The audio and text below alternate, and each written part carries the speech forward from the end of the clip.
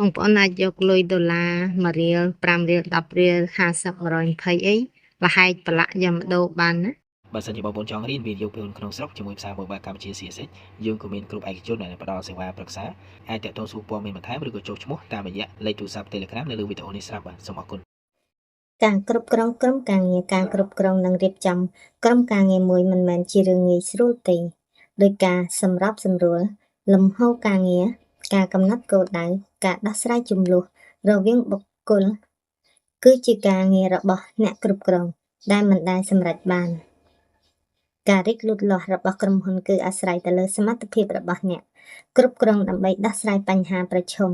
ភាពជោគជ័យជាអ្នកគ្រប់គ្រងគឺស្ទើរតែទាំងអស់ពឹងផ្អែកលើសមត្ថភាពរបស់អ្នកគ្រប់គ្រងដោយផ្ទាល់ក្នុងការជំរុញលើកទឹកចិត្តក្រុមការងាររបស់ខ្លួន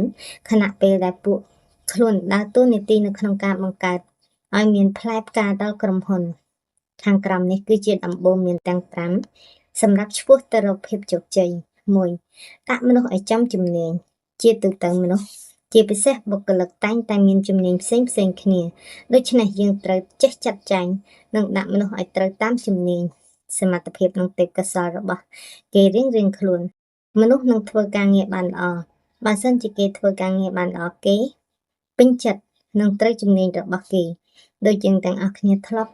បានដឹងហើយថាក្រុមហ៊ុនមួយជោគជ័យឬបរាជ័យក៏មានចំណែកបុគ្គលិកដែរបើយើងដាក់បុគ្គលិកខុសជំនាញគ្មានសមត្ថភាពបំពេញការងារបុគ្គលិកនោះខ្លាចជាបំណុលរបស់ក្រុមហ៊ុនគឺថាប្រៀបដូចជាជួលបុគ្គលិកឲ្យមកអង្គុយហែកលុយក្រុមហ៊ុនចោលអីចឹងតែបើយើងចាត់ចែងដាក់បុគ្គលិកត្រូវតាមជំនាញសមត្ថភាពនិងទេពកោសល្យរបស់គេនោះពួកគេ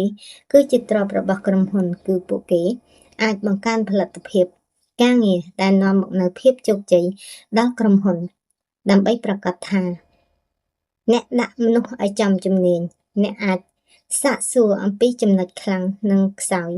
ចំណង់ចំណូលចិត្តគោលបំណងសុបិនចក្ខុវិស័យក្តីស្រមៃរបស់វិនិយោគចិត្តរបស់អ្នកជាជាងការវិនិច្ឆ័យរបស់អ្នក2ជំរុញឲ្យកាន់ផលិតភាពការងារនៅក្នុងនាមជាអ្នកដឹកនាំត្រូវចេះបំផុសសក្តានុពលរបស់បុគ្គលិកឬកូនក្រុមឲ្យបញ្ចេញឲ្យអស់ពីលទ្ធភាពដោយមិនខ្វល់ពីលទ្ធផលយ៉ាងណាដើម្បីឲ្យបុគ្គលិកបញ្ចេញនៅសក្តានុពលរបស់ពួកគេឲ្យអស់ពីលទ្ធភាពលុះត្រាណាយើងដែលជាអ្នកដឹកនាំមានសមត្ថភាពបំផុសនិងពន្យល់ឲ្យពួកគេយល់អំពីចក្ខុវិស័យគោលបំណងគោលដៅបេសកកម្មរួមរបស់ក្រុមគឺ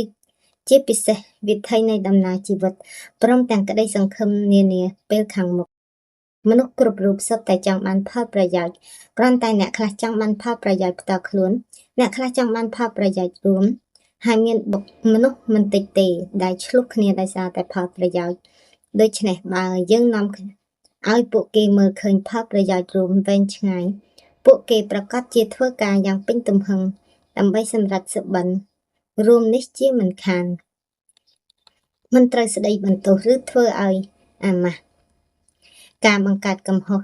ជៀសវាងមិនផុតឡើយមនុស្សគិតធ្វើនិយាយមិនដូចទេវតាគិតធ្វើនិយាយនោះទេ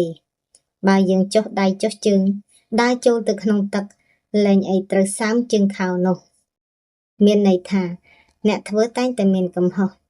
បើគ្នាធ្វើទៅមានកំហុសមិនគួរណាស្ដីបន្ទោសគ្នាឡើយផ្ទុយទៅវិញយើងគួរតែលើកទឹកចិត្តគ្នាផ្ដល់កម្លាំងចិត្តដល់គ្នាទើបជាដំណោះស្រាយដ៏ល្អតើមានប្រយោជន៍ពីការស្ដីបន្ទោសការស្ដីបន្ទោសមិនមែនជាចំណែកនៃដំណោះស្រាយទេវាគឺជាបញ្ហានៃបញ្ហានេះមិនមែនជាដំណោះស្រាយដ៏ល្អទេដំណោះស្រាយដ៏ល្អគឺអ្នកត្រូវរកបុព្វហេតុដែលបណ្ដាលឲ្យកំហុសឬបរាជ័យនិងរកវិធីដោះស្រាយចំពោះបញ្ហាបើទោះជាថាអ្នកនោះធ្វើខុសក៏ដោយគ្រាន់តែហៅគាត់មកណែនាំ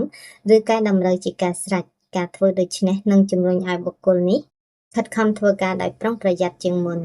4ត្រូវអនុវត្តច្បាប់ស្មើភាពគ្នាអ្នកត្រូវតែប្រព្រឹត្តស្មើភាពគ្នាចំពោះបុគ្គលិករបស់អ្នកមិនត្រូវរើសអើងនោះទេការគ្រប់គ្រងត្រូវអនុវត្តទៅតាមក្រិតក្រមច្បាប់វិន័យប័ណ្ណបញ្ជាក្នុងស្ថាប័នឬក្រុមហ៊ុនរបស់អ្នកបុគ្គលិកគ្រប់រូបត្រូវមានតុល្យភាព ទាំងតួនាទីភារកិច្ចនិងសិទ្ធិដែលស្ថិតនៅក្រោមក្របខ័ណ្ឌនៃច្បាប់ទម្លាប់របស់ក្រុមហ៊ុនឬស្ថាប័នរបស់ខ្លួន 5. ជំរុញឲ្យធ្វើការជាក្រុមជំរុញឲ្យមានការបែងចែកការចែករំលែកគំនិតទស្សនៈបទពិសោធន៍ដោយបើកចំហការធ្វើការងារជាក្រុមបានល្អនាំឲ្យក្រុមហ៊ុនឬស្ថាប័នរីកចម្រើនដុះដាលជានិរន្តរ៍មនុស្សម្នាក់អាចកសាងបានសមិទ្ធផលមួយតែមនុស្ស10នាក់មិនមែនកសាងបានសមិទ្ធផល10នោះទេអាចបានដល់ទៅ10គុណនឹង3គុណនឹង4ឯណោះអ្នកត្រូវរៀបចំការប្រជុំជាប្រចាំដើម្បីពង្រឹងសមត្ថភាពកូនក្រុមរបស់អ្នកឲ្យដល់ទីកំពូលមួយដែលពួកគេអាចនឹងមាន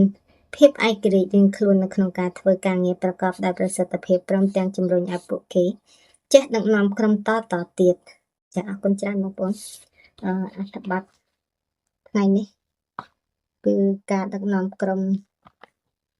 ការងារការគ្រប់គ្រងក្រុមការងារឲ្យបានល្អគឺយើងត្រូវធ្វើតាម5ចំណុចនេះហើយខ្ញុំគិតថាល្អព្រោះខ្ញុំក៏ធ្លាប់បានឆ្លងកាត់រៀនសូត្រដែរ